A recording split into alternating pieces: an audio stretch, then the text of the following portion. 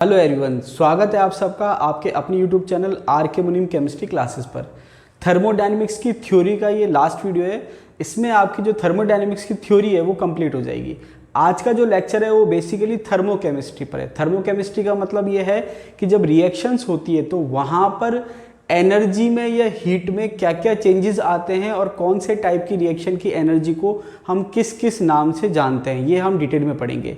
आज का वीडियो जो है बहुत इंपॉर्टेंट होने वाला है। क्यों? क्योंकि जो थर्मोडायनेमिक्स के जो सबसे टफ क्वेश्चन बनते हैं, जो न्यूमेरिकल वाला पार्ट बनता है, वो इसी पर बनता है। तो जब आप थ्योरी देखेंगे तो आपको लगेगा थ्योरी बहुत सिंपल है, लेकिन जब उसको क्वेश्चन में अप्लाई करना होगा तो हमारे लिए बहुत चैलेंजिंग हो जाता है। इसलिए यहाँ पर आप कंसेप्ट ध्यान से क्लियर कर लीजिए, तब जब आप क्वेश्चन करेंगे तो वहाँ पर आपको कम से कम दिक्कत आए। तो चलिए आज का वीडियो शुरू करते हैं।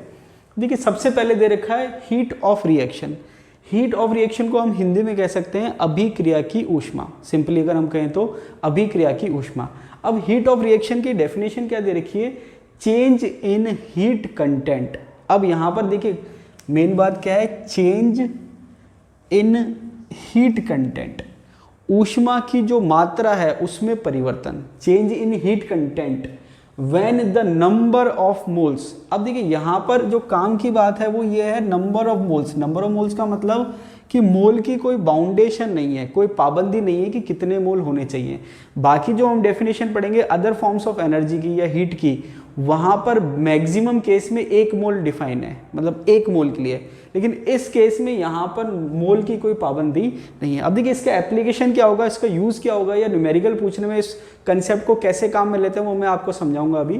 तो ये कह रहा है change in heat content when the number of moles of the reactants as indicated by the chemical equation have completely reacted. मतलब कोई केमिकल इक्वेशन या केमिकल रिएक्शन दे रखी है, उसमें जितने भी मोल्स दे रखे हैं रिएक्टेंट साइड पे, क्या कह रहा है, number of moles of the reactants, मतलब रिएक्टेंट्स की साइड पे जितने भी दे रखे हैं as indicated by the chemical equation have completely reacted.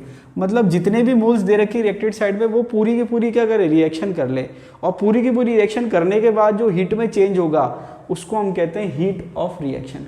तो देखिए ये कॉमन कंसेप्ट है, ये आपके हर रिएक्शन पे हम इसको लागू कर सकते हैं। अब जैसे एक एग्जाम्पल दे रखा है, क्या दे रखा है, कार्बन, नीचे इसकी फॉर्म दे रखी है। देखिए कार्बन जो है अपर रूप शो करता है, अलग अलग प्रकार के अपर रूप होते हैं, इंग्लिश में कहते हैं एलोट्रॉप्स। उसमें आपके होता है ग्रेफाइट, डायमंड, फुलरिन, ईटीसी। ठीक है, तो यहाँ पर जो ग्रेफाइट है वो दे रखा है। इंपॉर्टेंट बात है कि छोटा सा कंसेप्ट है, काम का है। अगर आपसे कोई पूछे कि ग्रेफाइट और डायमंड में से कौन सा ज़्यादा स्टेबल है, तो आप क्या कहेंगे? आंसर है ग्रेफाइट। अब देखिए कई बार हमको लगता है कि भाई डायमंड हार्ड है तो वो स्टेबल होना चाहिए। थर्मोडायनेमिक के पॉइंट ऑफ व्यू से ग्रेफाइट स्टेबल होता है। तो जब भी हम बेसिकली बात करेंगे कार्बन की, उसके एलिमेंटल फॉर्म की, तो हम उसको एज ए ग्रेफाइट शो करेंगे। ठीक है, ये ध्यान रखना, छोटा सा कंसेप्ट है, एग्जाम में आ जाए तो फिर वहाँ पर क्वेश्चन हो सकता है गलत हो जाए। ठीक है, तो कार्बन का जो मेन फॉर्म था ग्रेफाइट वो हमने शो कर दिया। उसकी रिएक्शन हम करा रहे हैं ऑक्सीजन से। यहाँ पर इसकी फिजिकल स्टेट लिखी हुई है गैसेस फॉर्म में। ठीक है, इसके बाद जब ये रिएक्शन कर रहा है तो ये बना रहा है कार्बन डाइऑक्साइड। अब देखा जाए तो ये जो है एक प्रकार की क्या है, दहन अभिक्रिया है। इंग्लिश में कहते हैं कंबशन रिएक्शन। क्या है? दहन अभिक्रिया या कंबशन रिएक्शन। इसका मतलब क्या है कि जब आप किसी एलिमेंट को ऑक्सीजन से रिएक्शन कराते हैं और उसका ऑक्साइड बनाते हैं तो वो एक तरह से कंबंसेशन रिएक्शन या कंबशन रिएक्शन होती है, सॉरी कंबशन रिएक्शन होती है, और हिंदी में कहते हैं दहन अभिक्रिया। तो अभी हीट ऑफ कंबशन भी आएगा आपकी, उसकी बात अभी नहीं कर रहा। तो यहाँ पर हमने एक रिएक्शन पढ़ी। अब रिएक्शन पढ़ने के बाद मैंने आपको बताया था, जब मैंने एंडोथर्मिक एक्सोथर्मिक बताया था, कि जब रिएक्शन हम लिखते हैं तो रिएक्शन लिखने के 2 तरीके हैं। एक तो आपने लिखा carbon plus oxygen gives carbon dioxide, del H आपने लिखा -303.5 किलो जूल। अब यहाँ पर इसने यूनिट जो है इसने किलो जूल में लिखा। देखिए यूनिट जो है, आप ध्यान रखना, यूनिट का बहुत बड़ा रोल होता है। कई बार क्या होता है, कुछ चीज़ें हमें समझ में नहीं आती लेकिन यूनिट से क्लियर हो जाती है। अब यहाँ पर किलो जूल लिखा हुआ है, पर मोल नहीं लिखा हुआ। तो जब केवल किलो जूल लिखा हुआ है मतलब वो अमाउंट पे डिपेंड कर रहा है। अगर आप अमाउंट चेंज करोगे तो इसकी वैल्यू चेंज हो जाएगी, समझ में आ रही बात। लेकिन अगर ये पर मोल होता तो फिर आप इसको चेंज करते तो चेंज नहीं होता। अब इस इक्वेशन को आप कैसे और लिख सकते हो, जैसे मैंने लिखा कार्बन ग्रेफाइट, जैसे मैंने आपको पिछली बार बताया था, प्लस ऑक्सीजन, इसी रिएक्शन को हम लिख रहे हैं, गिव्स कार्बन डाइऑक्साइड। अब या तो आप डेल एच के फॉर्म में लिख सकते हो, या फिर मैंने आपको बताया था कि आप ई के फॉर्म में, हम इसको प्लस माइनस के फॉर्म में लिखते हैं। तो जब आपके डेल एच नेगेटिव है, डेल एच नेगेटिव कब आता है, जब प्रोडक्ट की एनर्जी कम है या प्रोडक्ट की हीट कम है और रिएक्टेंट की हीट ज़्यादा है, तो वहाँ पर आप उसको प्लस ई के फॉर्म में शो करते हो। किसके फॉर्म में शो करते हो? प्लस ई। तो आप ये जो वैल्यू है इसको प्लस के फॉर्म में लिख सकते हैं, ठीक है।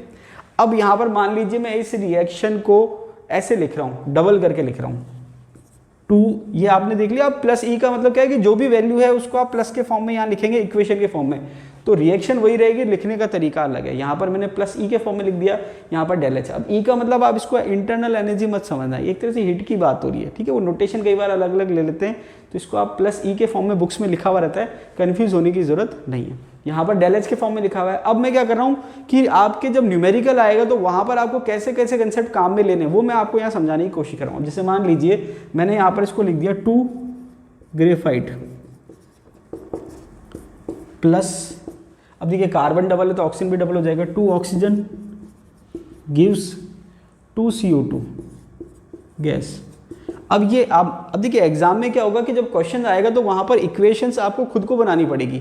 सबसे बड़ी चैलेंज यही होता है कि इक्वेशन कैसे बनाए, कौन सी बनानी है जो हमको न्यूमेरिकल सॉल्व करने में हेल्प करे। अब मैंने क्या कहा कि ये इक्वेशन हमारे पास थी, इसको हम कैसे कैसे चेंज करेंगे, तो हीट कैसे कैसे चेंज होगी, तो इसको मैंने क्या कहा, एक बार तो आपको बताया लिखने का तरीका ये होता है, ठीक है।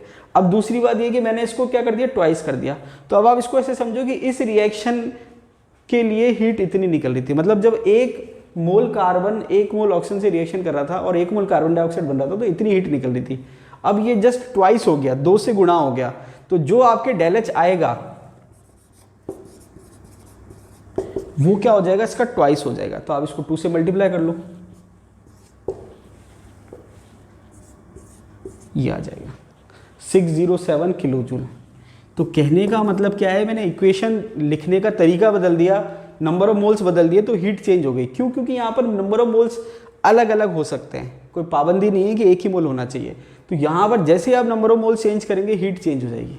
समझ में आ रही बात? इसके अलावा यहाँ पर इसने एक चीज़ लिख रखी है, डेल एच 298। अब यहाँ पर अगर 298 की कंडीशन है, 298 का मतलब 298 केल्विन्स है, तो यहाँ पर हम इसको नाम दे रखा है standard heat of reaction. Bracket में दे रखा है टेम्परेचर 298 केल्विन और प्रेशर 1 एटमॉस्फेयर।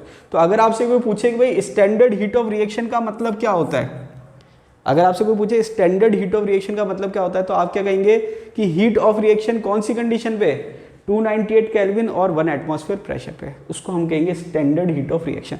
तो स्टैंडर्ड के लिए यहाँ पर यही कंडीशन है। अब स्टैंडर्ड दूसरी भी चीज़ें हो सकती है स्टैंडर्ड, तो वहाँ पर अगर स्टैंडर्ड शब्द काम में ले रहे हैं तो उसका मतलब है 298 केल्विन और 1 एटमॉस्फेयर प्रेशर। समझ में आ रही बात?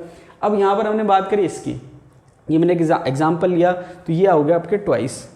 अब यहाँ पर हम इसको क्या कर सकते हैं कि जो ये रिएक्शन मैं लिख रहा हूँ, तो देखिए यहाँ पर क्या है, रिएक्टेंट जो, अब ये अगर मैं आपसे पूछूँ एंडोथर्मिक रिएक्शन है या एक्सोथर्मिक रिएक्शन है, ऊष्मा शोषी है ऊष्मा शेपी है, तो आप क्या कहेंगे, डेल एच नेगेटिव है। क्या है? Del H negative. Del H negative का मतलब होता है ऊष्मा शेपी। ऊष्मा शेपी का मतलब इसकी हीट ज़्यादा है और इसकी हीट कम है। तो इसकी हीट ज़्यादा मतलब रिएक्टेंट की हीट ज़्यादा है, प्रोडक्ट की हीट कम है, तो रिएक्टेंट हीट निकालेगा तब जाके प्रोडक्ट बनेगा। समझ में आई बात? अब अगर मैं इस रिएक्शन को उल्टा लिख दूं, जैसे मान लीजिए मैंने रिएक्शन कैसे लिखा, कैसे भी आप चेंज कर सकते हैं इक्वेशन को। जैसे मान लीजिए मैंने कहा CO2 गैस है, मैंने क्या कहा, CO2 गैस है। अब CO2 गैस जो है वो क्या बना रहा है, कार्बन ग्रेफाइट मान लीजिए बना रहा है, ठीक है। इक्वेशन जो है मैंने उसको उल्टा लिख दिया है। अब हो सकता है रिवर्सिबल रिएक्शन ना भी हो, लेकिन हम केवल इक्वेशन के फॉर्म में लिखना चाह रहे हैं कि हीट पे क्या इफेक्ट पड़ेगा, ठीक है। अदरवाइज ना ले इसको। कार्बन ग्रेफाइट प्लस ऑक्सीजन, ये मैंने कहा कि ये रिएक्शन है, तो मैंने क्या कहा, इस रिएक्शन को रिवर्स लिख दिया। तो रिएक्शन को जब आप रिवर्स लिखोगे तो हीट का साइन चेंज हो जाएगा, वैल्यू वही रहेगी। इसका मतलब क्या हो, इस रिएक्शन के लिए अगर मुझे डेल एच लिखना हो, डेल एच 298, तो मैं क्या लिखूंगा, प्लस 303.5 किलो जूल। बात समझ में आ रही है? तो यहाँ पर मैं आपको क्या समझाना चाह रहा हूँ कि अगर कोई इक्वेशन आपके दे रखी है तो उस इक्वेशन को आप अपने अकॉर्डिंग चेंज कर सकते हैं, अकॉर्डिंग टू क्वेश्चन। तो जैसे मान लीजिए ये इक्वेशन थी, तो मैंने एक तरीका क्या करा, ये लिख लिया, हालांकि ये आपके न्यूमेरिकल में इतना काम नहीं आएगा। अब यहाँ पर मैंने अगर इसको 2 से मल्टीप्लाई करा तो हीट मेरी ट्वाइस हो गई। अगर मैंने इसको रिवर्स करा तो हीट का मेरा साइन क्या हो गया, चेंज। अब इसको अगर मैं 2 से मल्टीप्लाई करूंगा तो वापस से वैल्यू ये आ जाएगी प्लस में। तो यहाँ पर आप इक्वेशन को अपने हिसाब से चेंज कर सकते हैं। समझ आ गई बात? तो हीट, देखिए हीट ऑफ रिएक्शन का मतलब क्या है कि जितने भी रिएक्टेंट के मॉलिक्यूल्स दे रखे हैं वो जब रिएक्शन करके प्रोडक्ट बनाते हैं तो जो हीट में चेंज आता है, हीट कंटेंट में चेंज आता है, वही हीट ऑफ रिएक्शन होता है। तो यहाँ पर खास बात क्या है कि आपको साइन का ध्यान रखना है, वैल्यू की ध्यान रखनी है। और अगर 298 केल्विन टेम्परेचर पर आप ले रहे हो और 1 एटमॉस्फेयर प्रेशर पे ले रहे हो तो वो आपकी हो जाएगा standard heat of reaction. Important part ये एप्लीकेशन का कि इस इक्वेशन को आप कैसे कैसे चेंज कर सकते हो, वो आपकी प्रैक्टिस होनी चाहिए। अब देखिए आगे दे रखा है हीट कैपेसिटी। हीट कैपेसिटी मैं आपको बता चुका हूँ कि हीट कैपेसिटी होता क्या है, ऊष्माधारिता कहते हैं हिंदी में। ऊष्माधारिता क्या होता है कि जो भी सब्सटेंस है, जितना भी सब्सटेंस है, उसको 1 डिग्री टेम्परेचर बढ़ाने के लिए जो हीट देनी पड़ती है वो आपके हीट कैपेसिटी होती है। इसका मतलब क्या हुआ कि जितना भी अमाउंट है सब्सटेंस का, उसका 1 डिग्री टेम्परेचर बढ़ाने के लिए जो हीट देनी पड़ती है उसको हम कहते हैं हीट कैपेसिटी। क्या कहते हैं? Heat capacity. इसका फॉर्मूला आप लिख सकते हो Q/T। इसका फॉर्मूला क्या लिख सकते हो? Q/T। जितनी हीट दी वो, और T का मतलब टेम्परेचर डिफरेंस। ठीक है, ये आप इसका फॉर्मूला लिख सकते हो। अब यहाँ पर हीट कैपेसिटी जब हम गैस की बात करते हैं तो 2 डिफरेंट फॉर्म में हम उसको कह सकते हैं, heat capacity eight constant pressure and heat capacity at constant volume. तो यहाँ पर जो हीट कैपेसिटी होती है उसकी वैल्यू फिक्स नहीं होती। क्यों? क्योंकि वहाँ पर आपने अमाउंट फिक्स नहीं कर रखा है, एक्सटेंसिव प्रॉपर्टी होती है। क्या होती है? एक्सटेंसिव प्रॉपर्टी होती है। इंटेंसिव और एक्सटेंसिव प्रॉपर्टी पे क्वेश्चन आते हैं, हीट कैपेसिटी भी पूछ रखा है। तो हीट कैपेसिटी क्या है? एक्सटेंसिव प्रॉपर्टी है। अब यहाँ पर हीट कैपेसिटी क्योंकि अमाउंट पे डिपेंड करती है तो हमने क्या करा, अमाउंट फिक्स कर दिया। अमाउंट फिक्स करते उसकी वैल्यू फिक्स हो गई। तो जैसे ही आपने अमाउंट फिक्स करा वो इंटेंसिव प्रॉपर्टी हो गई। अब या तो आप स्पेसिफिक हीट कहें तो वो भी इंटेंसिव प्रॉपर्टी है, और अगर आप कहें मोलर स्पेसिफिक हीट तो वो भी क्या है? इंटेंसिव प्रॉपर्टी है। मोलर स्पेसिफिक हीट का मतलब क्या है कि आपने अमाउंट फिक्स कर दिया 1 मोल। मोलर स्पेसिफिक हीट का मतलब क्या है? 1 मोल सब्सटेंस को, या अगर हम गैस की बात करें तो 1 मोल गैस को 1 डिग्री टेम्परेचर बढ़ाने के लिए जो हीट देनी पड़ेगी वो आपके मोलर हीट कैपेसिटी होती है। अब ये अलग अलग कंडीशन में हो सकती है, Cp और Cv। अगर कांस्टेंट प्रेशर पे आप 1 डिग्री टेम्परेचर बढ़ा रहे हो तो उसको Cp कहेंगे, और अगर आप कांस्टेंट वॉल्यूम पे 1 डिग्री टेम्परेचर बढ़ाओगे तो उसको हम कहेंगे Cv। और आपको पता है Cp जो होता है वो Cv से ग्रेटर होता है। और एक आपने मेयर फॉर्मूला पढ़ा होगा, Cp minus Cv equals to R। इस पे भी क्वेश्चन आता है, मेयर रिलेशन या मेयर इक्वेशन के नाम से क्वेश्चन आता है, या मेयर फॉर्मूला के नाम से क्वेश्चन आता है। तो Cp minus Cv equals to R। 1 mole के लिए अगर हम बात करें तो Cp minus Cv equals to क्या हो सकता है? R हो सकता है। अब देखिए ये मैं 1 मोल क्यों कह रहा हूँ कि अगर मान लीजिए वो 1 मोल नहीं लेता है तो वहाँ पर कई बार क्या होता है, नोटेशन में हम कन्फ्यूज जाते हैं। अब जैसे मान लीजिए अगर मैं इसको कह रहा हूँ molar specific heat at constant pressure, तो मुझे पता चल गया कि 1 मोल के लिए बात हो रही है। लेकिन अगर मैं इसको सिंपल मतलब इसको हीट कह रहा हूँ, heat capacity eight constant pressure कह रहा हूँ, तो ये 1 मोल के लिए डिफाइन नहीं है। तो यहाँ पर थोड़ा सा ध्यान रखना है। हालांकि कभी क्वेश्चन पूछा नहीं गया लेकिन फिर भी हमको केयरफुल रहना है। अब ये आपके Cp और Cv हो गया। अब Cp का मतलब क्या है? Constant pressure. और आपको मैंने पढ़ा रखा है कि कांस्टेंट प्रेशर पे जो हीट होती है वो एंथैल्पी चेंज के बराबर होती है। किसके बराबर होती है? एंथैल्पी चेंज के। इसका मतलब क्या हुआ कि इस रिलेशन से आप कह सकते हो कि जो Qp है वो है डेल H के बराबर, और इस रिलेशन से आप कह सकते हो Qv है जो है डेल E के बराबर। और ये मैंने आपको बता रखा था NCV dt और NCP dt। इसको आप लिख सकते हो NCV dt, मतलब ये आपके अगर 1 मोल के लिए तो आपने टोटल मोल ले लिए ओवरऑल लेने के लिए, और ये हो जाएगा NCP dt। खैर इसकी बात नहीं हो रही। अब ये तो हमने पढ़ लिया हीट कैपेसिटी क्या होती है, मोलर हीट कैपेसिटी क्या होती है, कांस्टेंट प्रेशर पे क्या होती है, कांस्टेंट वॉल्यूम पे क्या होती है। ये हमने क्यों पढ़ा? क्योंकि नेक्स्ट जो टॉपिक है हमारा वो है आपके किरचॉफ इक्वेशन। देखिए नेक्स्ट क्या है आपके किरचॉफ इक्वेशन। अब किरचॉफ इक्वेशन क्या है उसको समझने के लिए पहले मैंने आपको ये बता दिया।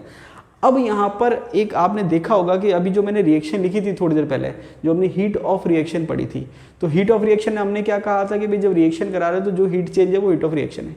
लेकिन मैंने वहाँ पर जब डेटा लिखा था साइड में डेल एच की वैल्यू वो माइनस में लिखी थी और एक पर्टिकुलर वैल्यू लिखी थी। अब आप इसको ऐसे समझो कि कोई भी रिएक्शन है, जैसे मैंने कहा रिएक्टेंट गिव्स प्रोडक्ट, तो इसके लिए हीट ऑफ रिएक्शन कैसे लिख रहा हूँ मैं, डेल एच बराबर जो भी वैल्यू आती है वो लिख देते हैं। तो जो डेल एच है वो हम निकालते कैसे हैं, H P minus H R, मतलब प्रोडक्ट का हीट कंटेंट कितना है और रिएक्टेंट का हीट कंटेंट कितना है उसमें अंतर।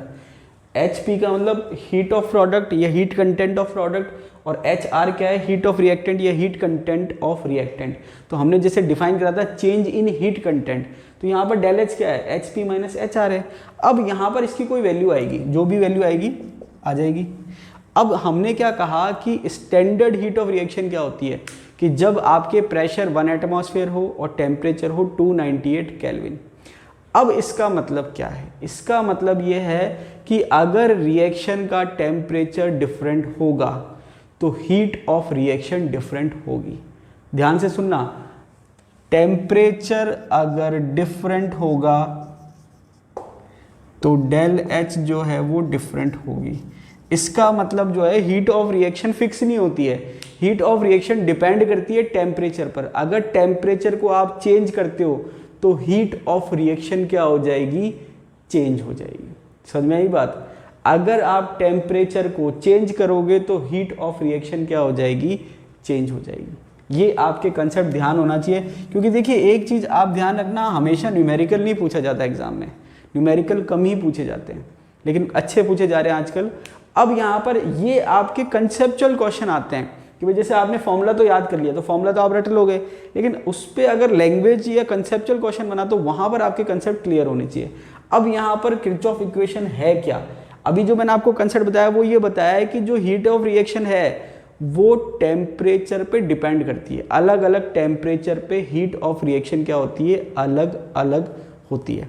समझ में आ गई बात? तो यहाँ पर हम फिर एक रिलेशन ऐसा देखेंगे कि जहाँ पर टेम्परेचर का हीट ऑफ रिएक्शन से क्या रिलेशन है, तो वो रिलेशन आपके बताता है किरचॉफ इक्वेशन, कि जितना आप कितना टेम्परेचर चेंज करने पर हीट ऑफ रिएक्शन कितनी वेरी करेगी, वो बताता है किरचॉफ इक्वेशन। तो किरचॉफ इक्वेशन अगर आपसे कोई पूछे भी क्या बताता है, तो किरचॉफ इक्वेशन बताता है हीट ऑफ रिएक्शन को।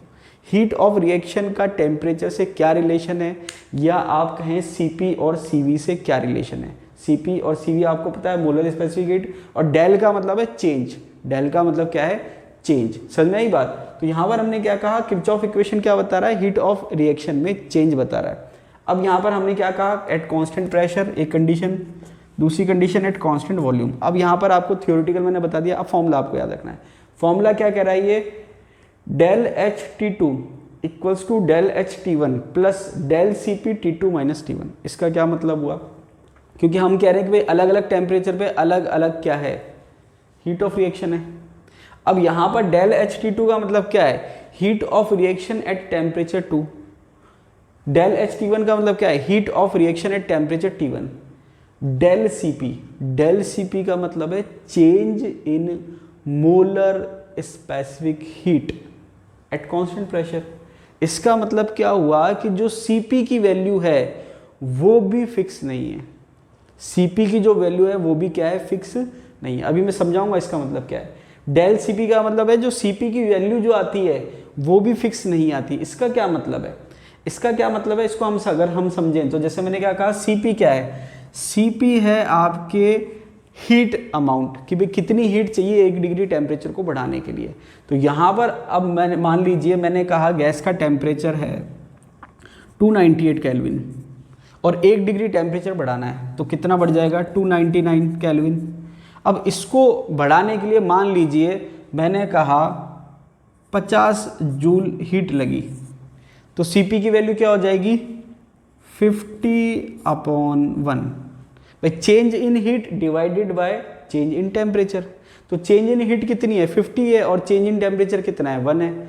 अब यहाँ पर अगर मैं कहूँ कि टेम्परेचर जो है 398 से लेके 399 करना है, ठीक है, मतलब क्या है, डिग्री तो हम बढ़ा तो उतना ही रहे हैं भाई। 298 केल्विन था, अब यहाँ पर मैंने 398 केल्विन कर दिया और ये 399 केल्विन कर दिया, तो टेम्परेचर तो हम एक ही केल्विन बढ़ा रहे हैं। लेकिन अब यहाँ पर जैसे यहाँ पर 50 जूल हीट लग रही थी, तो यहाँ पर जरूरी नहीं है 50 लगे, मान लीजिए 60 जूल लग रही है, तो इस केस में Cp की वैल्यू क्या आएगी? 60/1।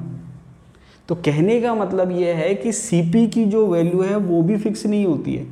Cp की वैल्यू भी जो है वो टेम्परेचर पे डिपेंड करेगी कि जो 1 डिग्री टेम्परेचर आप बढ़ा रहे हो वो कहाँ से कहाँ तक बढ़ा रहे हो। भाई वो 298 से 299 बढ़ा रहे हो, या 398 से 399 बढ़ा रहे हो, या 498 से 499, या कुछ भी हो सकता है। तो कहने का मतलब है Cp की वैल्यू भी कांस्टेंट नहीं है, ये भी वेरी कर रही है टेम्परेचर के साथ। तो क्योंकि Cp की वैल्यू वेरी करती है टेम्परेचर के साथ, इसीलिए हीट ऑफ रिएक्शन जो है वेरी कर रही है टेम्परेचर के साथ। समझ में आ गई बात? तो ये क्वेश्चन भी पूछा जा चुका है एग्जाम में, इसलिए मैं आपको समझा रहा हूँ। अब यहाँ पर आपने फॉर्मूला क्या देखा, del H T two equal to del H T one plus del C P T two minus T one. इसका T2 माइनस T1, इसका क्या मतलब हुआ कि जो डेल एच टू है वो है heat of reaction at temperature 2, heat of reaction at temperature T1 plus del C P, change in molar specific heat at constant pressure T2 minus T1।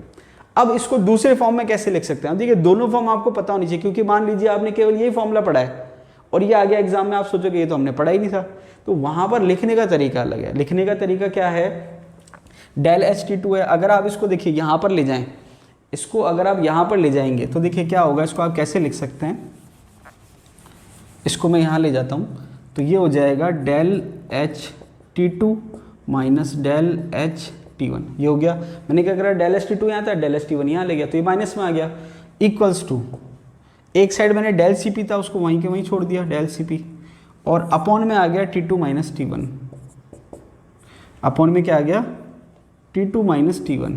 ठीक है, अब ये क्या बता रहा है, हीट ऑफ रिएक्शन में चेंज, और ये बता रहा है टेम्परेचर में चेंज।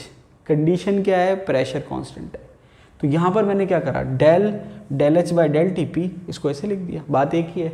अब ध्यान रखना कि simple del H by del T अलग होता है।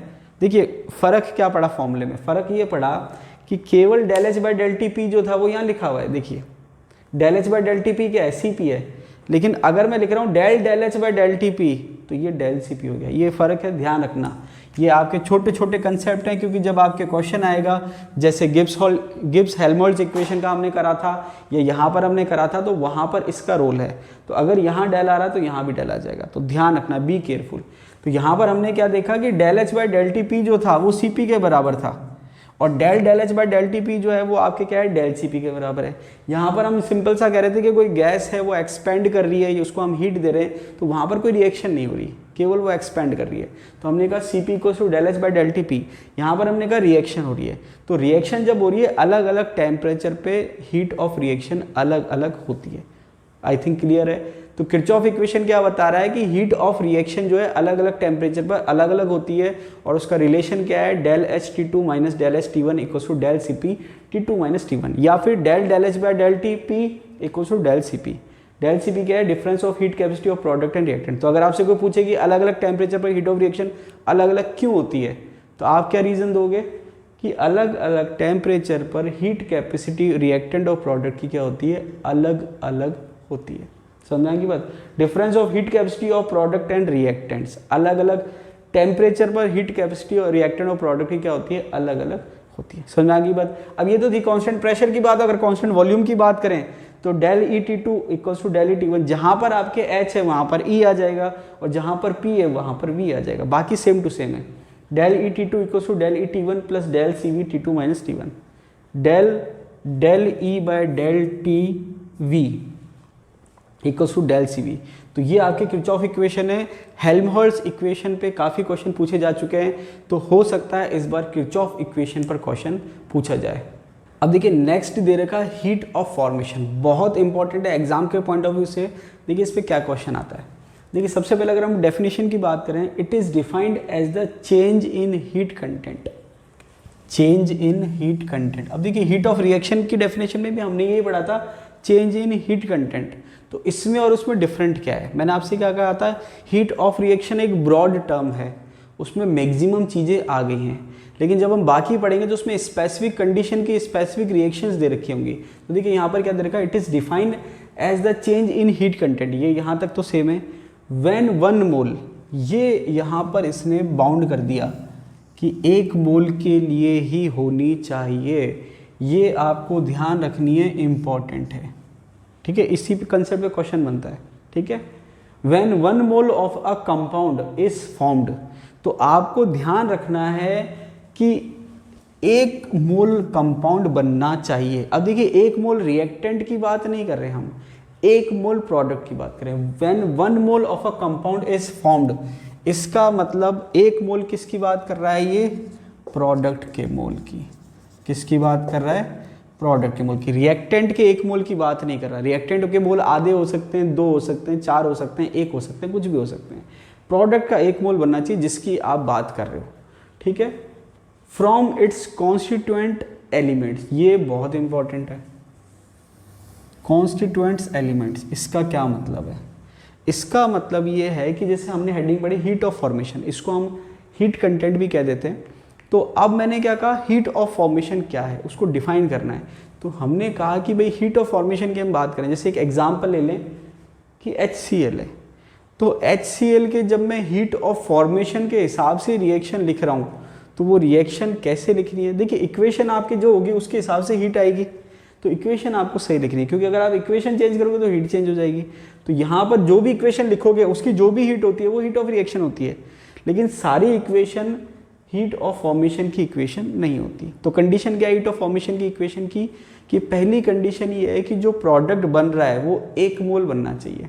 मतलब यहाँ पर ये जो प्रोडक्ट है ये 1 मोल होना चाहिए। अगर ये 2 मोल हो गया तो ये रिएक्शन की जो हीट है फिर वो हीट ऑफ फॉर्मेशन नहीं कहलाएगी।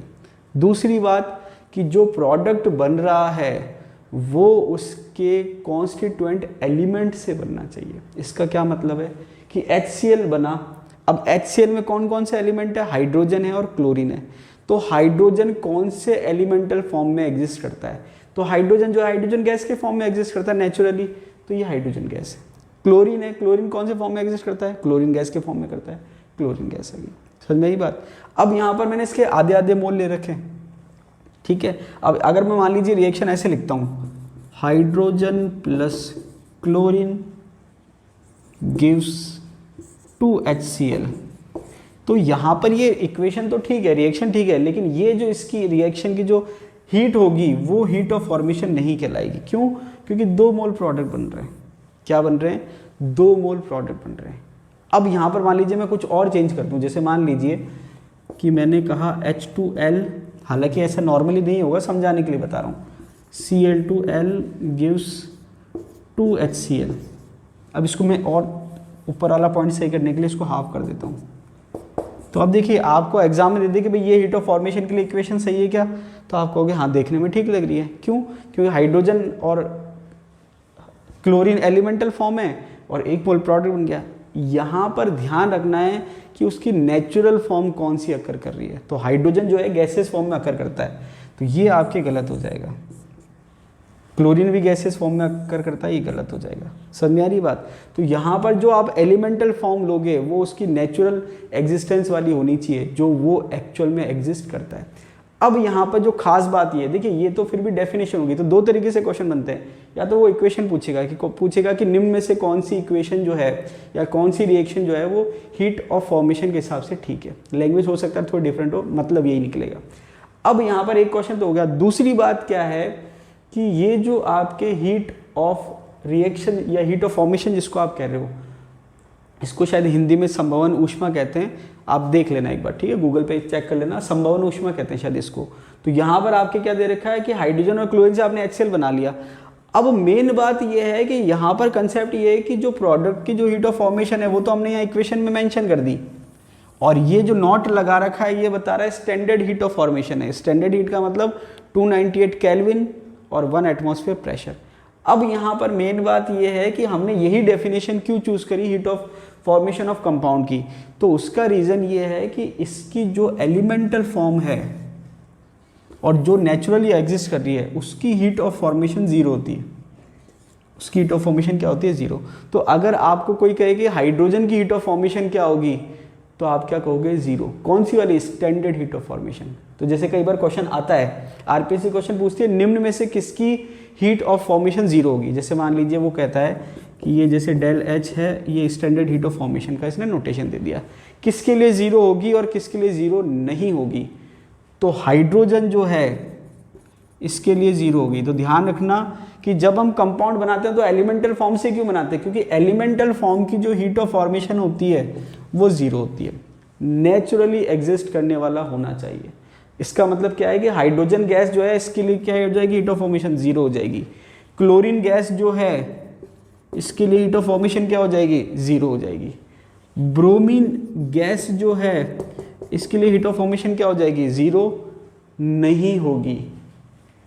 स्टार लगा रहा हूँ, क्यों?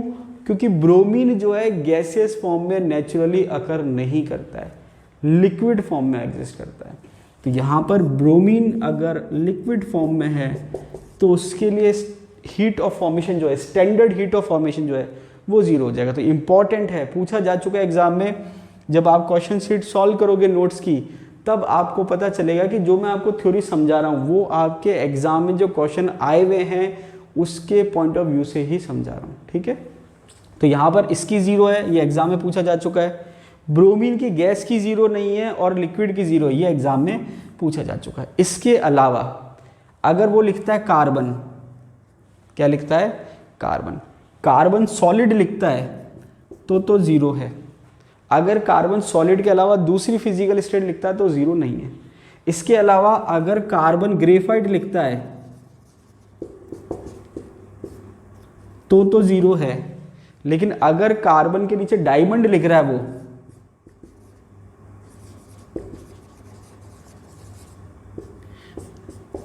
0 नहीं है। ये एग्जाम में सब पूछे जा चुके हैं। हाइड्रोजन पूछा जा चुका है, ब्रोमीन पूछा जा चुका है, ग्रेफाइट पूछा जा चुका है और ये स्टेट वाला भी पूछा जा चुका है। तो जब आप शीट में क्वेश्चन सॉल्व करेंगे तो वहां पर आपको पता चल जाएगा कि आरपीएससी ने कौन से क्वेश्चन पूछ रखे हैं। अब कोई आपसे पूछे कि ये जो इक्वेशन है ये हीट ऑफ फॉर्मेशन के लिए सही इक्वेशन है या नहीं है, तो आप देखेंगे कि भाई कार्बन डाइऑक्साइड बन रहा है यहाँ पर, ठीक है, 1 मोल बन रहा है, तो ये कंडीशन तो फिलहाल ठीक है। और दूसरी कंडीशन क्या थी कि उसके कॉन्स्टिट्यूएंट एलिमेंट से बनना चाहिए, तो यहाँ पर हाफ ऑक्सीजन है, ये ठीक है। लेकिन ये आ गया कार्बन मोनोऑक्साइड, तो ये चीज़ गलत हो गई। तो कहने का मतलब ये है कि ये जो रिएक्शन है इसमें जो हीट चेंज होगा वो कार्बन डाइऑक्साइड का हीट ऑफ फॉर्मेशन नहीं कहलाएगा। जो भी रिएक्शन है उसकी कोई ना कोई हीट ऑफ रिएक्शन होगी, लेकिन ये जो हीट ऑफ रिएक्शन है ये हीट ऑफ फॉर्मेशन के बराबर नहीं होगी। तो आपको ध्यान रखना है कि जब आप हीट ऑफ फॉर्मेशन की बात कर रहे हो तो 1 मोल प्रोडक्ट बनना चाहिए और कॉन्स्टिट्यूएंट एलिमेंट जो हैं वो हाफ मोल होने चाहिए, और जो रिएक्टेंट आप ले रहे हो कॉन्स्टिट्यूएंट एलिमेंट का वो उसकी अपनी जो ओरिजिनल या नेचुरल जो उसकी फिजिकल स्टेट है या एलोट्रॉपिक फॉर्म में जो स्टेबल वाली है वो होनी चाहिए। जब स्कूल लेक्चर का एग्ज़ाम हुआ था 2013 वाली वैकेंसी का, जिसमें मैंने भी दिया था, उसमें एक क्वेश्चन आया था हीट ऑफ फॉर्मेशन पे, लेकिन उसके चारों ऑप्शन गलत थे। तो जब हम क्वेश्चन देखेंगे तो वहाँ पर हम क्लियर करेंगे कि चारों ऑप्शन गलत क्यों थे। तो अगर आपके कंसेप्ट क्लियर है तो आपको समझ में आ जाएगा कि क्यों गलत थे और क्या कमी थी, या क्या करेक्शन होता तो वो सही हो जाता, ठीक है। अब देखिए नेक्स्ट आपके दे रखा है हीट ऑफ कंबशन।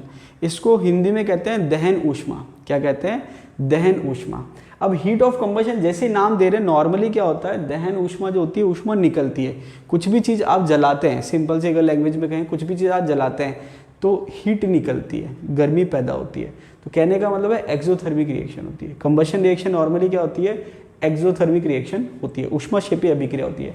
अब हीट ऑफ कंबशन की डेफिनेशन क्या है, चेंज इन हीट कंटेंट। अब देखिए हीट कंटेंट तो ये तो आपने देखा हर उसमें आ रहा है चेंज इन हीट कंटेंट, समझ आ रही बात। तो change in heat content when 1 मोल, देखिए मैंने आपसे कहा था कि जब आपके हीट ऑफ रिएक्शन है वहाँ पर अमाउंट डिसाइड नहीं है, लेकिन जैसे हीट ऑफ फॉर्मेशन हमने पढ़ा या हम हीट ऑफ कंबशन पढ़ रहे हैं, वहाँ पर अमाउंट हमने क्या कर दिया, डिसाइड कर दिया, ठीक है, फिक्स कर दिया, 1 मोल है।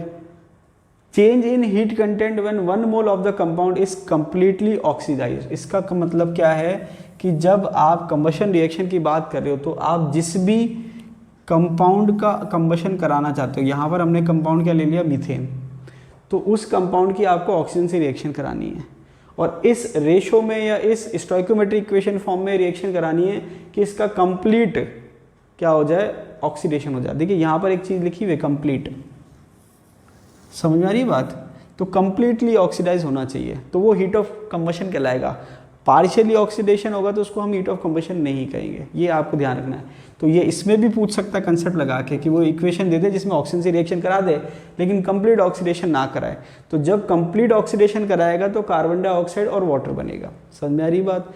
तो ऑक्सीडेशन रिएक्शन में और कंबशन रिएक्शन में ये डिफरेंस होता है कि ऑक्सीडेशन रिएक्शन कहीं तक भी हो सकती है कि जैसे जब आपने मान लीजिए कार्बन ये आपने लिया, इससे अगर आप अल्कोहल बनाएंगे तो भी वो आपके ऑक्सीडेशन रिएक्शन कहलाएगी, इससे आप कार्बोनिल कंपाउंड बनाएंगे तो भी ऑक्सीडेशन रिएक्शन कहलाएगी, इससे आप एसिड बनाएंगे तो भी ऑक्सीडेशन रिएक्शन कहलाएगी। लेकिन कंबशन रिएक्शन कब कहलाएगी, जब कार्बन डाइऑक्साइड और वाटर बन रहा है, ठीक है। तो यहाँ पर आपने इसका कंप्लीट ऑक्सीडेशन कराया और कार्बन डाइऑक्साइड और वाटर बन गया। तो 1 मोल कंपाउंड का कंप्लीट ऑक्सीडेशन कराएंगे तो जो भी बन रहा है आपके उस रिएक्शन की जो हीट है उसको हम कहेंगे हीट ऑफ कंबशन। उसको हम क्या कहेंगे? Heat of combustion. हाँ, एक चीज़ और है, जैसे मान लीजिए कि मैंने लिया कार्बन मोनोऑक्साइड, जैसे मान लीजिए मैंने लिया कार्बन, ठीक है। कार्बन की रिएक्शन मैंने कराया ऑक्सीजन से, जो हमने स्टार्टिंग का एग्जांपल लिया था वो उसी को समझ लीजिए। जैसे ग्रेफाइट हमने लिया था पहला एग्जांपल हीट ऑफ रिएक्शन है, उसकी मैंने ऑक्सीजन से रिएक्शन कराई और ये बन गया कार्बन डाइऑक्साइड, ठीक है। समझ में आई बात? अब यहाँ पर ये मैं कह रहा हूँ कि भाई ये गैस है और ये आपकी ग्रेफाइट है। तो जैसे कि हमने स्टार्टिंग में डेफिनेशन पढ़ी थी, स्टार्टिंग में डेफिनेशन हमने क्या पढ़ी थी कि हीट ऑफ रिएक्शन की भाई कार्बन ऑक्सीजन से रिएक्शन कर रहा है, कार्बन डाइऑक्साइड बन रहा है, तो जो भी हीट चेंज है उसको हमने हीट ऑफ रिएक्शन कहा था, डेल एच। उसकी जो भी वैल्यू आई थी वो हमने लिख दी थी। अब इसी इक्वेशन की जो हीट है या जो रिएक्शन है उसको मैं कंबशन, हीट ऑफ कंबशन कह सकता हूँ। क्यों? क्योंकि मैं यहाँ पर कार्बन का कंबशन करा रहा हूँ, तो हीट ऑफ कंबशन किसका हो जाएगा? कार्बन का। समझ में आ रही बात? तो यहाँ पर आप कंबशन किसी का भी करा सकते हो जिसका आप कराना चाह रहे हो। तो यहाँ पर कार्बन की हीट ऑफ कंबशन है, ठीक है। हालांकि नॉर्मली ऐसा लेते नहीं है, कंपाउंड ही लेते हैं, लेकिन फिर भी आप इसको कह सकते हो। तो कार्बन का हीट ऑफ कंबशन क्या है? कार्बन की रिएक्शन ऑक्सीजन से कराई, कार्बन डाइऑक्साइड बन गया। कार्बन का भी तो ऑक्सीडेशन हो ही रहा है यहाँ पर, तो ये कार्बन का आपके क्या हो गया? ऑक्सीडेशन हो गया, तो इसको मैं हीट ऑफ कंबशन कह सकता हूँ। इसके अलावा इसी रिएक्शन को मैं कार्बन डाइऑक्साइड के लिए हीट ऑफ फॉर्मेशन कह सकता हूँ। क्यों? क्योंकि ये भी एलिमेंटल फॉर्म है और ये भी एलिमेंटल फॉर्म है। समझ में आ रही बात? तो एक ही इक्वेशन में आप इसको एग्जाम्पल ले सकते हो, हीट ऑफ रिएक्शन के लिए भी, हीट ऑफ फॉर्मेशन के लिए भी और हीट ऑफ कंबशन के लिए भी। अब दूसरा एग्जाम्पल लेते हैं। मैंने क्या करा? कार्बन मोनोऑक्साइड लिया और उसकी रिएक्शन कराई हाफ ऑक्सीजन के साथ, ठीक है। तो ये बन जाएगा कार्बन डाइऑक्साइड। अब आप सोचेंगे कि अभी तो मैंने आपसे कहा था कि भाई पार्शियल ऑक्सीडेशन नहीं कराना, लेकिन सर ने तो यहाँ कार्बन मोनोऑक्साइड ले लिया। देखिए फ़र्क है। फ़र्क क्या है कि जो रिएक्टेंट आप ले रहे हो वो कुछ भी ले सकते हो, और रिएक्टेंट के बाद लास्ट में कार्बन डाइऑक्साइड और वाटर, अगर वो हाइड्रोजन है तो वो चीज़ है। तो कहने का मतलब क्या हुआ कि यहाँ पर रिएक्टेंट में कार्बन था। अब अगर मैं कार्बन का ऑक्सीडेशन करा के कार्बन मोनोऑक्साइड बनाता, जैसे मैं नीचे लिख देता हूँ कि मैंने क्या करा, कार्बन लिया, उसकी रिएक्शन करे ऑक्सीजन से और मैंने कार्बन मोनोऑक्साइड बना दिया, तो ये हीट ऑफ कंबशन की डेफिनेशन में गलत आएगी। क्यों? क्योंकि इसका कंप्लीट ऑक्सीडेशन नहीं हुआ। कार्बन डाइऑक्साइड बनता है तो कंप्लीट ऑक्सीडेशन में कहलाता, लेकिन ये आपकी डेफिनेशन सही है हीट ऑफ कंबशन से। तो यहाँ पर आपने कार्बन का क्या कराया? कंप्लीट ऑक्सीडेशन कराया और कार्बन डाइऑक्साइड बन गया। ये भी आपके हीट ऑफ कंबशन के हिसाब से सही इक्वेशन है, लेकिन फ़र्क क्या है कि ये वाली जो है हीट ऑफ कंबशन किसकी बता रही है? कार्बन की। और ये वाली जो इक्वेशन है वो हीट ऑफ कंबशन किसकी बता रही है? कार्बन मोनोऑक्साइड की। समझ में आ रही है बात? अब यहाँ पर एक चीज़ और, चलिए उसको मैं आगे बताऊंगा। तो यहाँ पर आपने क्या देखा कि जो हीट ऑफ कंबशन है वो आपके जरूरी नहीं है कि पहले जो आप ले रहे हो वो स्टार्टिंग वाला ही हो। आप जिसका भी लोगे उसका हीट ऑफ कंबशन कहलाएगा। जैसे कार्बन लोगे तो कार्बन का हीट ऑफ कंबशन कहलाएगा, कार्बन मोनोऑक्साइड का लिखोगे तो कार्बन मोनोऑक्साइड का हीट ऑफ कंबशन कहलाएगा। अब ये मैं आपको अच्छे से और आराम से क्यों समझा रहा हूँ, जब क्वेश्चन आएगा तो वो केवल इक्वेशन ना देके लैंग्वेज लिख देगा कि कार्बन की हीट ऑफ कंबशन इतनी है और कार्बन मोनोऑक्साइड की हीट ऑफ कंबशन इतनी है, तो फिर क्वेश्चन में आगे जो भी पूछेगा वो आगे, तो वहाँ पर आपको जब लैंग्वेज लिखी हुई है कि कार्बन की हीट ऑफ कंबशन इतनी है, तो आपको कार्बन की हीट ऑफ कंबशन के हिसाब से इक्वेशन बनानी आनी चाहिए। और फिर वो कह रहा है कि कार्बन मोनोऑक्साइड की हीट ऑफ कंबशन इतनी है, तो फिर आपको कार्बन मोनोऑक्साइड की इक्वेशन बनानी आनी चाहिए। तो मैं यहाँ पर आपको अच्छे से इसलिए समझा रहा हूँ कि जब आप न्यूमेरिकल करो तो वहाँ पर आपको डर ना लगे, या एकदम से आप डरो नहीं कि भाई ये क्या आ गया, ये तो हमसे होगा ही नहीं। इसलिए मैं आपको अच्छे से समझा रहा हूँ तसल्ली से। तो ये आपके अगर कंसेप्ट क्लियर है तो आपको दिक्कत नहीं होगी। अब देखिए आगे दे रखा है heat of neutralisation. Heat of neutralisation को हम कहते हैं उदासीनीकरण ऊष्मा। ये मैंने आपको जो आपके इक्विलिब्रियम वाला पार्ट था, आयनिक इक्विलिब्रियम वाला, वहाँ पर मैंने आपको बता दिया था। एक बार वापस से देख लेते हैं। देखिए हीट ऑफ न्यूट्रलाइजेशन का मतलब क्या है कि जो न्यूट्रलाइजेशन रिएक्शन होती है उसमें जो हीट चेंज होता है उसको हम हीट ऑफ न्यूट्रलाइजेशन कहते हैं। अब न्यूट्रलाइजेशन रिएक्शन क्या होती है? उदासीनीकरण अभिक्रिया होती है। क्या होती है कि जब एसिड और हम बेस की रिएक्शन कराते हैं, तो जब एसिड और बेस रिएक्शन करता है तो क्या बनाता है? सॉल्ट और वाटर। तो यहाँ पर हमने क्या देखा कि एक इक्विवेलेंट एसिड है। अब देखिए यहाँ पर खास बात क्या है कि अभी तक जो भी कंडीशन आ रही थी वो 1 मोल के लिए आ रही थी, लेकिन यहाँ पर कंडीशन क्या है मोल की ना हो के तुल्यांकी की है, ये डिफरेंस है। तो अम्ल का कितने तुल्यांकी होना चाहिए, एक तुल्यांकी, और क्षार का कितने तुल्यांकी होना चाहिए, एक तुल्यांकी। अब तुल्यांकी क्या होता है ये मैंने आपको मोल कंसेप्ट में अच्छे से समझा दिया था, ठीक है। तो यहाँ पर एक तुल्यांकी एसिड और एक तुल्यांकी जो क्षार है या बेस है वो रिएक्शन करता है और क्या बनाता है, सॉल्ट और वाटर। क्लियर। कंडीशन क्या दे रखी है कि डाइल्यूट सॉल्यूशन में होना चाहिए, डाइल्यूट सॉल्यूशन में रिएक्शन होनी चाहिए। तो जो हीट चेंज होगा वो आपके हीट ऑफ न्यूट्रलाइजेशन कहलाएगा। और यहाँ पर आप देखेंगे कि जो स्ट्रॉन्ग एसिड और स्ट्रॉन्ग बेस की जो हीट ऑफ न्यूट्रलाइजेशन है उसकी वैल्यू फिक्स रहती है। मतलब कोई सा भी स्ट्रॉन्ग एसिड हो और कोई सा भी स्ट्रॉन्ग बेस हो, जब उनकी आप रिएक्शन कराओगे तो जो हीट ऑफ न्यूट्रलाइजेशन है उसकी वैल्यू फिक्स आती है।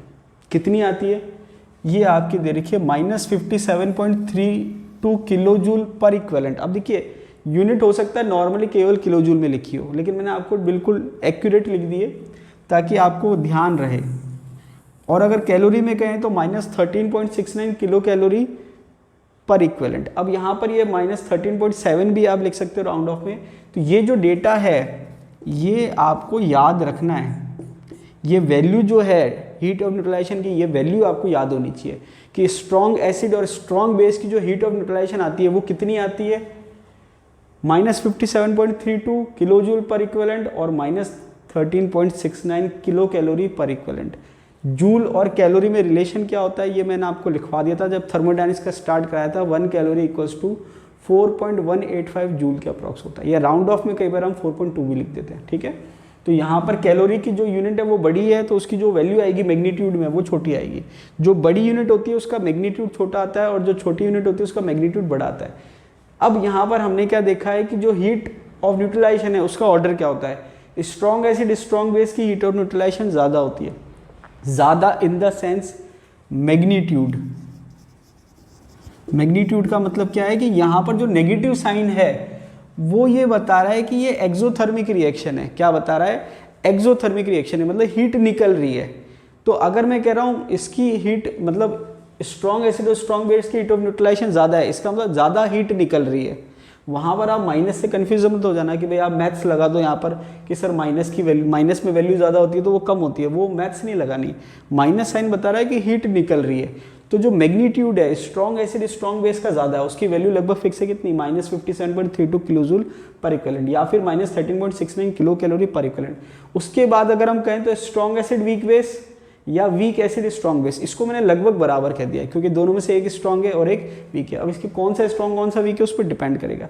और सबसे कम जो हीट ऑफ न्यूट्रलाइजेशन होगी वो होगी वीक एसिड और वीक बेस की।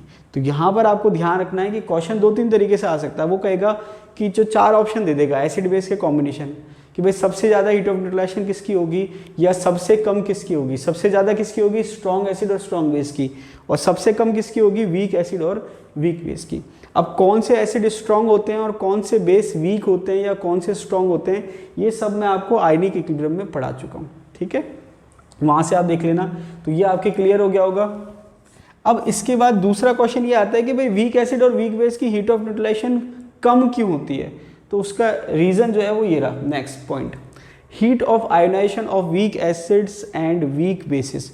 अब देखिए अगर कोई हमसे पूछे भाई स्ट्रॉन्ग एसिड हम कैसे डिफाइन करेंगे, तो स्ट्रॉन्ग एसिड हम सिंपली ऐसे डिफाइन कर सकते हैं कि वह एसिड जो एक्वस सॉल्यूशन में 100% आयनाइज हो जाए at a reasonable concentration. Infinite dilution पे तो हम मान के चलेंगे कि वो आयनाइज होगा ही होगा, लेकिन रीजनेबल कंसंट्रेशन पे अगर वो आयनाइज हो रहा है तो हम कह रहे हैं स्ट्रॉन्ग एसिड है। तो यहाँ पर जब हम बात कर रहे हैं heat of ionisation of weak acid and weak base, strong की बात नहीं कर रहे। क्यों? क्योंकि जब स्ट्रॉन्ग को आप सॉल्यूशन बनाओगे तो वो 100% आयनाइज हो जाएगा, लेकिन वीक जो एसिड है या जो वीक बेस है वो 100% आयनाइज नहीं होता। तो उसको आयनाइज कराने के लिए जो हीट चेंज होता है वो है। तो देखिए क्या दे रखा है, change in heat content when 1 mole of weak acid and weak base is completely ionise. तो 1 मोल एसिड को कंप्लीटली आयनाइज होने के लिए जो हीट चाहिए होती है, हीट देनी पड़ती है, उसको हम कहते हैं हीट ऑफ आयनाइजेशन। यहाँ पर ध्यान रखना कि ये तो हीट निकल रही है, यहाँ पर हीट देनी पड़ती है। यहाँ पर हीट क्या करनी पड़ती है, देनी पड़ती है। तो होता क्या है कि हीट ऑफ न्यूट्रलाइजेशन में हीट निकल रही है, अब वो जो हीट निकली वो आपके हीट ऑफ आयोनाइजेशन में काम आ रही है। तो इसलिए जो हीट निकली उसका कुछ भाग काम आ गया, तो ओवरऑल जो नेट हीट निकल रही है उसका जो मैग्नीट्यूड है वो कम हो जाता है। तो अगर आपसे कोई पूछे वीक एसिड वीक बेस की हीट ऑफ न्यूट्रलाइजेशन कम क्यों है, तो आप क्या कहोगे कि इस हीट ऑफ न्यूट्रलाइजेशन का जो कुछ भाग है, कुछ पार्ट है, वो हीट ऑफ आयनाइजेशन में किसके, वीक एसिड और वीक बेस में क्या आ जाता है, काम आ जाता है। अब देखिए आगे दे रखा है heat of transition. Heat of transition का मतलब क्या है कि जब एक मोल किसी भी एलिमेंट का एक एलोट्रॉपिक फॉर्म दूसरे एलोट्रॉपिक फॉर्म में चेंज होती है, तो उसमें जो हीट चेंज होता है उसको हम हीट ऑफ ट्रांजिशन कहते हैं। मतलब हीट कंटेंट में चेंज कब, जब एक मोल अमाउंट किसी एक एलोट्रॉप का, किसी एक एलिमेंट के एलोट्रॉप का उसी एलिमेंट के दूसरे एलोट्रॉप में जब चेंज होता है, तो उसमें जो हीट चेंज होता है उसको हम कहते हैं हीट ऑफ ट्रांजिशन। अब जैसे यहाँ पर मैंने कार्बन का एग्जांपल ले लिया, आप चाहो तो सल्फर का एग्जांपल भी ले सकते हो। सल्फर में आपके जैसे एलोट्रॉप्स होते हैं मोनोक्लिनिक, ट्राइक्लिनिक, ईटीसी, ठीक है। तो यहाँ पर अब मैंने आपको बता दिया कि ग्रेफाइट जो है थर्मोडायनेमिकली मोर स्टेबल होता है डायमंड से, ये आप ध्यान रखना, इंपॉर्टेंट पॉइंट है, ठीक है। तो ये आपके समझ में आ गई डेफिनेशन, बहुत ज़्यादा क्वेश्चन नहीं पूछे गए। आगे है heat of sublimation. Heat of sublimation को हिंदी में कहते हैं उदरपातन ऊष्मा। तो देखिए सब्लिमेशन क्या होता है, हीट ऑफ सब्लिमेशन तो बात की बात है। अगर कोई आपसे डायरेक्ट पूछे सब्लिमेशन क्या होता है या कोई पूछे उदरपातन क्या होता है, तो हम क्या कहेंगे कि नॉर्मली होता क्या है कि जब हम किसी सॉलिड को गर्म करते हैं, हीट करते हैं, तो पहले वो लिक्विड में कन्वर्ट होता है और उसके बाद जब लिक्विड को हीट करते हैं तो वो वेपर में कन्वर्ट होता है, या हम कह सकते हैं गैस में कन्वर्ट होता है। हालांकि गैस वेपर डिफरेंट चीज़ होती है। तो यहाँ पर अब सब्लिमेशन में क्या होता है, सब्लिमेशन या उदरपातन में क्या होता है कि कुछ कंपाउंड ऐसे होते हैं जिनको जब हम गर्म करते हैं तो वो डायरेक्ट सॉलिड से वेपर में कन्वर्ट हो जाते हैं या गैस में कन्वर्ट हो जाते हैं। उस फिनोमिना को हम कहते हैं सब्लिमेशन, या हिंदी में कहते हैं उदरपातन। तो यहाँ पर अगर हम बात करें डेफिनेशन की हीट ऑफ सब्लिमेशन की, तो हम क्या कह सकते हैं कि एक मोल आपने कंपाउंड ले रखा है, जैसे एग्जाम्पल लिया हमने आयोडीन, एक मोल ले रखा है, उसको जब हम गर्म करते हैं तो सॉलिड से सीधा किस में कन्वर्ट हो जाता है, गैस में। तो यहाँ पर फिजिकल स्टेट चेंज हो रही है, तो उसको हम कहते हैं हीट ऑफ सब्लिमेशन। और आप ध्यान रखना कि यहाँ पर हम हीट दे रहे हैं तो डेल एच पॉजिटिव होता है। डेल एच क्या होता है, पॉजिटिव, एंडोथर्मिक होता है। क्योंकि आपको मैंने कह रखा है कि ऐसे खूब क्वेश्चन आपको मिलेंगे जिसमें वो रिएक्शन दे देगा, फिर पूछेगा डेल एच में चेंज क्या है और डेल एस में चेंज क्या है। डेल एच का मतलब प्लस माइनस में और डेल एस का मतलब प्लस माइनस में। तो दोनों के मैंने आपको कंसेप्ट बता रखे कि आप कैसे पहचानोगे कि डेल एच चेंज पॉजिटिव है, नेगेटिव है, जीरो है, या डेल एस चेंज पॉजिटिव है या नेगेटिव है। तो ये आपको ध्यान रखना है। तो यहाँ पर आपको समझ में आ गया कि सॉलिड से जब आप गैस बना रहे हो तो आपने हीट दी और ये आपकी हीट इसमें होगी, ठीक है। इसके बाद ये वाला कंसेप्ट देखने में सिंपल है, लेकिन इस कंसेप्ट पे क्वेश्चन आते हैं। कंसेप्ट क्या है, hash law of constant heat summation. Hash law ये कह रहा है, इसको आप ऐसे समझो जैसे हमने कहा था स्टेट फंक्शन। स्टेट फंक्शन क्या होता है कि इनिशियल और फाइनल स्टेट पे डिपेंड करता है, पाथ पे डिपेंड नहीं करता। वैसे ही हैश लॉ क्या कह रहा है कि अगर आप कोई प्रोडक्ट बना रहे हैं, रिएक्टेंट भी फिक्स दे रखा आपने स्टार्टिंग में, जैसे मैंने कहा, मान लीजिए यहाँ लिख देता हूँ शॉर्ट में कि मैंने लिया ए और मैंने सीधा बना दिया प्रोडक्ट, ठीक है। तो इसमें मैंने कहा हीट चेंज जो हुआ मैं इसको कह दिया डेल एच वन, ठीक है, जो भी प्लस माइनस हुआ देखी जाएगी। फिर मैंने क्या कहा, दूसरी रिएक्शन मैंने देखी, ए से बी बन रहा है और फिर बी से पी बन रहा है। तो ए से जो बी बन रहा है उसके लिए मैंने कहा डेल एच जो है H2 है और ये है डेल H3। अब देखिए इनके साइन प्लस माइनस कुछ भी हो सकते हैं, मैं प्लस माइनस के साइन की बात नहीं कर रहा।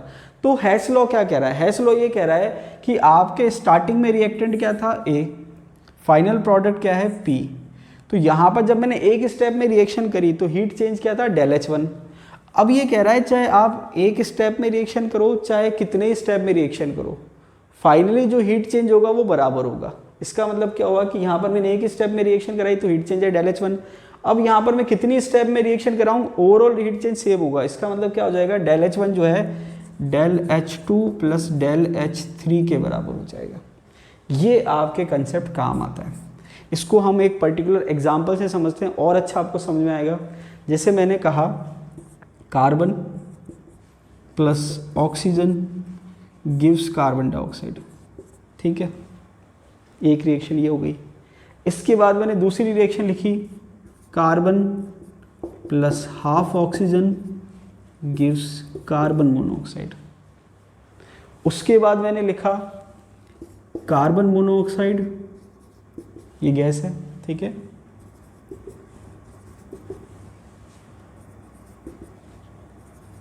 ठीक है, मेंशन नहीं भी हो तो अंडरस्टूड होता है। कार्बन मोनोऑक्साइड है, इसकी रिएक्शन मैंने करा है ऑक्सीजन के साथ, और क्या बन गया, कार्बन डाइऑक्साइड। अब ये आपके इम्पॉर्टेंट है। कैसे इम्पॉर्टेंट है? अब मान लीजिए कि ये हीट ऑफ कंबशन है किसकी, कार्बन की। वो ऐसे कहेगा कि कार्बन की हीट ऑफ कंबशन है। अब मान लीजिए जो भी वैल्यू दे रखी है, मैं इसको ऐसे लिख देता हूँ कि कार्बन की हीट ऑफ कंबशन है, मैंने कहा -x है। ठीक है, जो भी डेटा होगा न्यूमेरिकल में वो हम चेक कर लेंगे। तो वो ऐसे लिख के देगा कि कार्बन की कंबशन, हीट ऑफ कंबशन कितनी है, -x, ΔH = -x। फिर यहाँ पर क्या कह रहा है कि कार्बन से जब कार्बन मोनोऑक्साइड बन रहा है तो उसकी जो हीट चेंज है, उसको हीट ऑफ कंबशन तो कह नहीं सकते, चेंज इन हीट कहेंगे, वो है -y। अब क्योंकि यहाँ पर आपके ऑक्सीडेशन हो रहा है तो यहाँ पर ΔH माइनस में होगा। ठीक है, जो भी प्लस माइनस दे रखा हो कोई प्रॉब्लम नहीं है। उसके बाद इसने कहा कि कार्बन मोनोऑक्साइड की हीट ऑफ कंबशन, तो ये तो हो गई हीट ऑफ कंबशन कार्बन की, ये हो गई heat of combustion carbon monoxide की, और ये हो गया कार्बन मोनोऑक्साइड का फॉर्मेशन। तो इसको हम कह सकते हैं heat of formation of carbon monoxide, कैसे भी आप कह सकते हो। तो यहाँ पर इसका देखेंगे तो ये हो जाएगा ΔH = -z। ठीक है, अब देखिए एग्जाम में वो पूछेगा कैसे, वो हो सकता है वो कहेगा कि कार्बन की हीट ऑफ कंबशन इतनी है, कार्बन मोनोऑक्साइड की हीट ऑफ कंबशन इतनी है, तो कार्बन मोनोऑक्साइड की हीट ऑफ फॉर्मेशन क्या होगी। वापस से रिपीट कर रहा हूँ, क्या क्वेश्चन पूछेगा एग्जाम में, वो कहेगा कि कार्बन की हीट ऑफ कंबशन की वैल्यू इतनी है। वो रिएक्शन भी नहीं देगा, लैंग्वेज भी लिख सकता है। वो क्या क्या लैंग्वेज लिखेगा कि कार्बन की हीट ऑफ कंबशन इतनी है, जो भी वैल्यू है दे दी इसने। फिर कहेगा कार्बन मोनोऑक्साइड की हीट ऑफ कंबशन इतनी है। फिर कहेगा कि बताओ कार्बन मोनोऑक्साइड की हीट ऑफ फॉर्मेशन क्या होगी। तो अब आपने क्या देखा, कार्बन की हीट ऑफ कंबशन के लिए इक्वेशन ये हो गई, कार्बन मोनोऑक्साइड की हीट ऑफ कंबशन के लिए इक्वेशन ये हो गई, और कार्बन मोनोऑक्साइड की जो फॉर्मेशन है उसके लिए इक्वेशन ये हो गई। अब यहाँ पर आप हैश लॉ अप्लाई करो। हैश लॉ अप्लाई करोगे तो आप क्या देखोगे, रिएक्टेंट जो है वहाँ पर क्या है, कार्बन प्लस ऑक्सीजन, प्रोडक्ट जो है वहाँ पर क्या है, कार्बन डाइऑक्साइड। तो ये तो था एक स्टेप में रिएक्शन, और दो स्टेप में अगर हम कहेंगे तो कार्बन से पहले हमने बनाया कार्बन मोनोऑक्साइड, और कार्बन मोनोऑक्साइड से हमने बनाया कार्बन डाइऑक्साइड। तो यहाँ पर जब आप कराओगे तो हमने क्या करा, carbon plus half oxygen, carbon monoxide गया, और यहाँ पर आपने क्या करा, carbon monoxide plus half oxygen, carbon dioxide बन गया। तो कहने का मतलब ये हुआ कि ये जो अभी आपने फॉर्मूला लिखा था ΔH1 = ΔH2 + ΔH3, सेम चीज़ अप्लाई होगी कि यहाँ पर आप क्या लिखोगे, ये तो आपके डायरेक्ट हो गया, तो ये हो गया -x। अब क्योंकि माइनस में साइन है तो माइनस में आ जाएंगे, -x = -y प्लस, अब प्लस मैंने इसलिए लगा दिया क्योंकि प्लस का साइन बीच में दे रखा है, ब्रैकेट में लिख देता हूँ -z। तो ये फाइनली क्या हो जाएगा, -x = -y - z। ये आपके इस तरीके से सॉल्व होगा। इसका मतलब क्या हुआ कि अगर आपको इसकी निकालनी है हीट चेंज निकालनी है, तो आपको क्या करना पड़ेगा, इसकी हीट में से इसको चेंज करना पड़ेगा। अब देखिए यहाँ पर आपको करना क्या था कि ये आपकी ये इक्वेशन बन गई। अब एक्चुअली पूछ क्या रहा है, वो ये पूछ रहा है कि ये कितनी है, ΔH कितनी है, जो कि -y है। अब वो माइनस ना दे प्लस दे कुछ भी दे सकता है वो, ठीक है। ये मान लीजिए आपको पता नहीं है, जो भी वैल्यू है -y कुछ भी है, तो यहाँ पर आप इसको जब सॉल्व करेंगे y वाली टर्म को आप एक साइड छोड़ दीजिए, तो ये आ जाएगा -x, और ये z क्या आ जाएगा प्लस में। तो ये आपके जो ये वाली जो इक्वेशन बन रही है ये बताएगी आपको। अब ये y का साइन जो भी है प्लस माइनस हमको पता नहीं है, +-y कर देता हूँ, ठीक है। हालांकि मुझे पता है y है क्योंकि कंबशन रिएक्शन है, लेकिन अगर आपको पता ना भी हो तो आप निकाल सकते हैं। जैसे मान लीजिए मुझे नहीं पता कि ये रिएक्शन की हीट क्या होगी, तो ये मैंने सिंपल y कह दिया। अब ये प्लस भी हो सकती है माइनस भी हो सकती है, ठीक है। तो यहाँ पर मैंने y का कोई साइन नहीं रखा, तो जब y का साइन आएगा तब आ जाएगा। तो ये मैंने प्लस कर दिया, इसको +- कर देता हूँ। तो यहाँ पर आपने क्या देखा कि फाइनली क्या आया, -x + z। तो कहने का मतलब है अगर आपको ये वाली इक्वेशन की हीट निकालनी है तो आपको इसकी इक्वेशन की हीट में से ये वाली इक्वेशन की हीट माइनस करनी पड़ेगी। तो ये आपके न्यूमेरिकल इस तरीके से सॉल्व होगा। तो जब आप इक्वेशन लिखेंगे तो देखिए आपको इक्वेशन को मल्टीप्लाई करना, उसके बाद उसके अकॉर्डिंग रेशो में एडजस्ट करना, उसको रिवर्स करना। अब मैंने आपको बताया था कि इसी इक्वेशन को मैं रिवर्स करूँगा तो वैसे भी लिख सकता हूँ, हीट जो है माइनस की जगह प्लस में हो जाएगा। तो जब हम ऑब्जेक्टिव्स करेंगे तो वहाँ पर हम इसकी एप्लीकेशन देखेंगे कि कैसे हमको क्वेश्चन सॉल्व करना है, ठीक है। लास्ट पॉइंट दे रखा है बॉन्ड एनर्जी। देखिए बॉन्ड एनर्जी पे बहुत ज़्यादा क्वेश्चन नहीं आए। बॉन्ड एनर्जी का कंसेप्ट क्या है कि कोई कंपाउंड है, जैसे मान लीजिए मैंने कहा मीथेन है, यहाँ लिख देता हूँ। तो मीथेन के जब मैं बॉन्ड तोड़ूंगा, जैसे मान लीजिए कार्बन हाइड्रोजन बॉन्ड तोड़ूंगा, तो जो पहला बॉन्ड टूटेगा तो उसकी एनर्जी अलग होगी। फिर मान लीजिए मैंने CH4 में से एक बॉन्ड तोड़ दिया, अब CH3 बच गया। फिर जब मैं दूसरा बॉन्ड तोड़ूंगा कार्बन हाइड्रोजन का तो उसकी एनर्जी अलग होगी।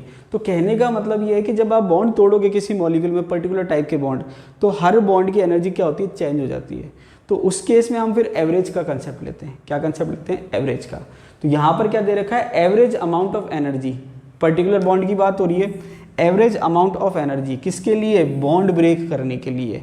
कितने बॉन्ड, अवागाद्रो संख्या के बराबर बॉन्ड। अवागाद्रो संख्या के बराबर बॉन्ड का मतलब 1 मोल बॉन्ड। तो कहने का मतलब यह है कि किसी भी पर्टिकुलर कंपाउंड में 1 मोल बॉन्ड को तोड़ने के लिए जो एनर्जी देनी पड़ती है उसको हम बॉन्ड एनर्जी कहते हैं। इसको आप उल्टे तरीके से भी डिफाइन कर सकते हैं कि जब आपके कंपाउंड बनता है तो 1 मोल बॉन्ड बनने में जो एनर्जी निकलती है उसको हम बॉन्ड एनर्जी कहते हैं। तो यहाँ पर आप दोनों तरीके से कह सकते हो, बस ये कि साइन क्या होगा, जब आप कह रहे हो कि एनर्जी देनी पड़ रही है तो प्लस में, और जब एनर्जी निकल रही है तो माइनस में। तो यहाँ पर हम मैग्नीट्यूड की बात कर रहे हैं। तो मेन क्या है कि 1 मोल बॉन्ड को तोड़ने के लिए, अवागाद्रो संख्या के बराबर बॉन्ड को तोड़ने के लिए जो एवरेज एनर्जी देनी पड़ती है उसको हम कहते हैं बॉन्ड एनर्जी। उसको हम क्या कहते हैं, बॉन्ड एनर्जी। तो आई थिंक ये आपको क्लियर हो गया होगा। एक चीज़ और मैं आपको बता दूं, जैसे मान लीजिए जब आप एलिमेंटल फॉर्म की रिएक्शन कराते हो, जैसे hydrogen atom plus hydrogen atom, तो ये आपके बनाता है हाइड्रोजन मॉलिक्यूल। तो जब आपके एटम कंबाइंड होकर मॉलिक्यूल बनाते हैं तो वहाँ पर बॉन्ड बनता है, और बॉन्ड जब बनता है तो नॉर्मली हीट क्या होती है, निकलती है। क्योंकि यहाँ पर और कोई, देखिए और कोई पर्टिकुलर रिएक्शन नहीं हो रही। क्योंकि जब हम नॉर्मल रिएक्शन लिखते हैं तो हम देखते हैं कि कुछ बॉन्ड टूट रहे हैं, कुछ बॉन्ड बन रहे हैं। तो वहाँ पर हमको देखना पड़ता है कि बॉन्ड तोड़ने में ज़्यादा एनर्जी देनी पड़ी या कम एनर्जी देनी पड़ी, उसके हिसाब से। लेकिन यहाँ पर कोई बॉन्ड नहीं है, एटम है। तो जब एटॉमिक फॉर्म में जब आपके एटम जो होते हैं वो रिएक्शन करके मॉलिक्यूल बनाते हैं तो वहाँ पर डेल एच जो होता है वो आपके नेगेटिव होता है। डेल एच नेगेटिव का मतलब हीट निकलती है। और अगर मैं डेल एस की बात करूँ, एंट्रोपी की बात करूं, तो यहाँ पर नंबर ऑफ गैसेस स्पीसीज कितनी है, 2, और यहाँ पर गैसेस स्पीसीज कितनी है, 1। तो डेल एस भी क्या आएगा, नेगेटिव। तो ये आपको ध्यान रखना है। तो आपके जो थर्मोडायनेमिक्स की और थर्मोकेमिस्ट्री की जो थ्योरी है वो आपकी कंप्लीट हो गई है। देखिए 100% थ्योरी कराना पॉसिबल नहीं होता, क्योंकि बहुत छोटे छोटे कंसेप्ट भी होते हैं। तो जो मेन कंसेप्ट थे, मेन थ्योरी थी, वो मैंने आपको करा दी है। इसके अलावा जो छोटे छोटे कंसेप्ट बचे हैं वो हम क्वेश्चंस के थ्रू सॉल्व कर लेंगे। मतलब जब हम क्वेश्चन सॉल्व करेंगे तो वहाँ पर हम देखेंगे कि ये कंसेप्ट हमारे नहीं आए थे, तो वहाँ पर मैं आपको अच्छे से एक्सप्लेन कर दूंगा थ्योरी भी साथ में। तो जो आपके छोटे छोटे कंसेप्ट रह गए वो हम क्वेश्चन में कवर कर लेंगे। वीडियो को अंत तक देखने के लिए बहुत बहुत धन्यवाद। आई होप आपको वीडियो अच्छा लगा होगा। अगर आपको वीडियो अच्छा लगा तो लाइक कीजिए, दोस्तों के साथ शेयर कीजिए, और अगर आप चैनल पे नए हैं तो चैनल को सब्सक्राइब कर लीजिए, ताकि इसी तरह के काम के वीडियो आपको और से ज़्यादा देखने को मिले। धन्यवाद।